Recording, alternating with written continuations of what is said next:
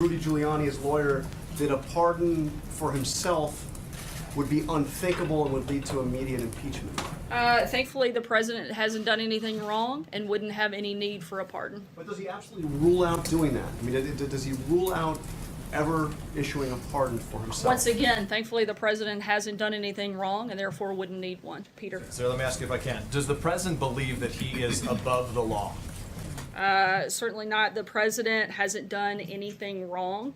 The question isn't if he's done anything wrong. I guess the question is, does the president believe the framers envisioned a system where the president couldn't pardon himself, where the president could be above the law? Certainly, the Constitution very clearly lays out the law. And once again, the president hasn't done anything wrong, and we feel very comfortable in that front. I know, but you just a moment ago said it's not that clear. So I guess simply put, does the president believe he is above the law?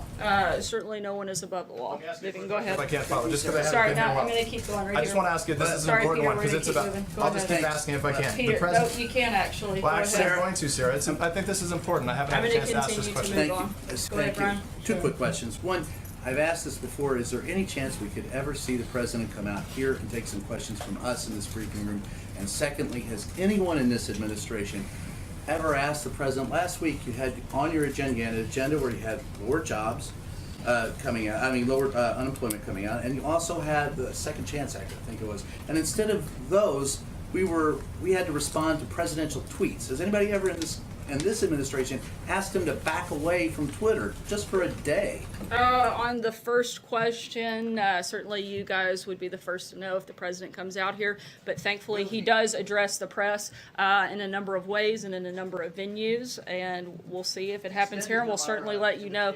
In terms of Twitter, the president uses Twitter to communicate directly to the American people. Frankly, you have the ability to choose what you want to write about, and you guys choose to write about things that the American people don't care about day in and day out, and that's a decision that you make, and frankly, I think it's the wrong one.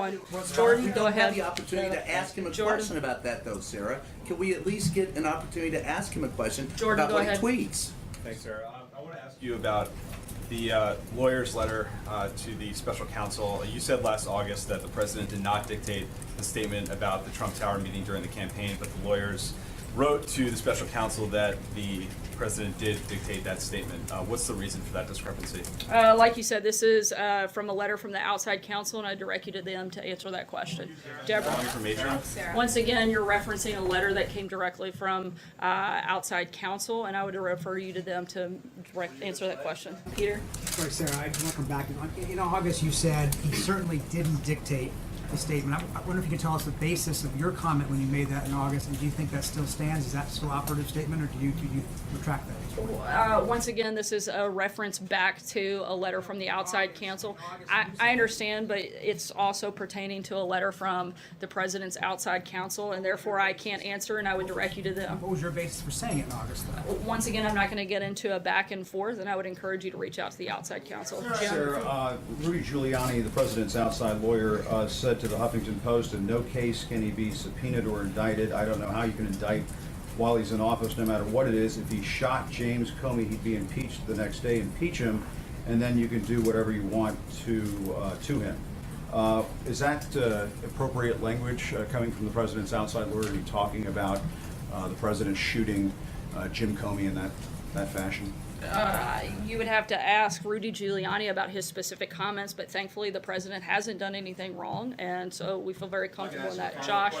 Sarah, Go ahead, Josh. If I could ask a follow-up Sorry, I'm question. gonna keep going. If I could Josh, ask a follow-up go ahead. question, who are these? Not today, Jim. Go Well, ahead, others Josh. have had follow-up questions. They haven't actually. Go ahead, Josh. They have had follow-up questions. If I could ask who these legal scholars are that you are I'm going to citing, direct that the would be question to great. Josh. Go ahead. If you're saying the one thing from the podium that it wasn't dictated by the president, and his lawyers are saying something entirely different, contradicting you, how are we supposed to know what to believe? How can we believe what you're saying from the podium if his lawyers are saying it's entirely inaccurate? Once again, I can't comment on a letter from the president's outside counsel. I direct you to them to answer it. John? Sarah, the words are literally, you said he did not dictate. The lawyer said he did.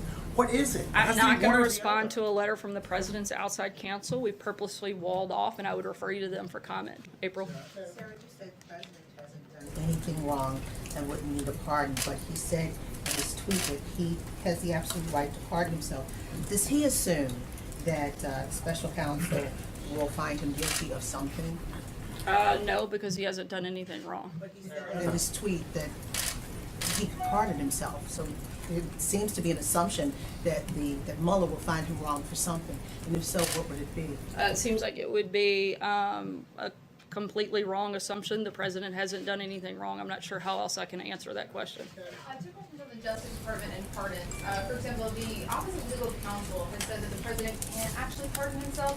Has the president requested a new opinion that may inform his tweet today? And also, there are some concerns about whether the president is still fielding those traditional pardon recommendations from the Justice Department. Some people are concerned that instead of relying on the Justice Department, he's relying on sort of rich and famous people to recommend pardons. The president looks at each case individually to see if something wrong has been done or whether mercy should be given. That's what he's done, and that's what he'll continue to do in the future. He has the authority to make that decision and has.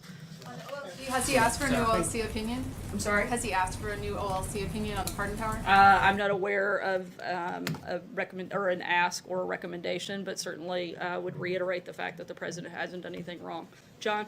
Thanks a lot, Sarah. Since Robert Mueller was named the special counsel over a year ago, the president's team, his legal team, the Justice Department has never challenged the constitutionality of the special counsel. And yet the president today is doing just that. Why hasn't either the Justice Department or the president's legal team challenged the constitutionality? They have the right to do so in federal court, and yet they haven't done so. Again, scholars have raised a number of questions about the legality. But specifically, those two entities have not done it. The president's own lawyers have not done it, Sarah, and they can do so. You would have to ask them. I'm not here to speak on behalf of the outside counsel. What about the Justice Department? Can you speak on behalf of the Justice I would Department? refer you to the Justice Department. They have a pretty large comms team. They'd be happy to answer those questions. Sayer? Sarah, can you give us a little bit more background on the pardon process? Is there a process in place at this White House to review pardons? And how did the pardon ideas of Rod Blagojevich and Martha Stewart come up? Is it simply a matter of who can gain the president's ear in order to get a pardon process?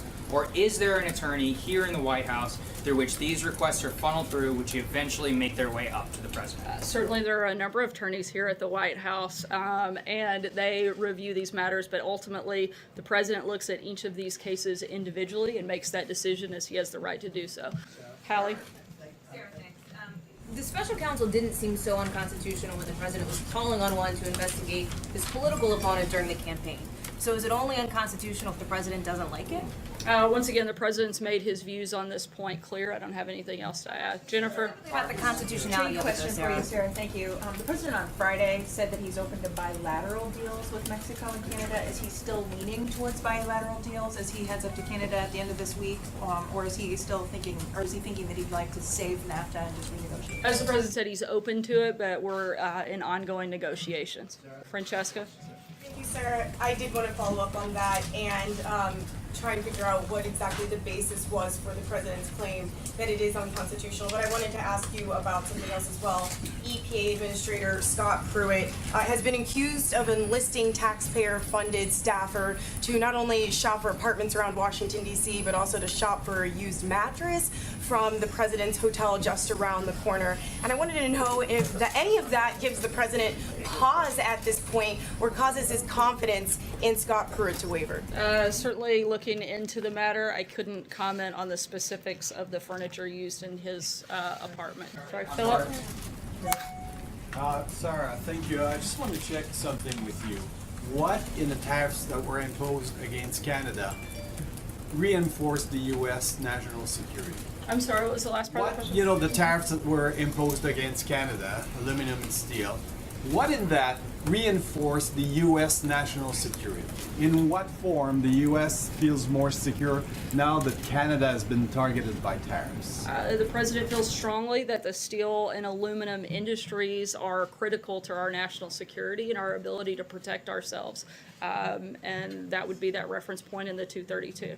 Take one last question. Eamon?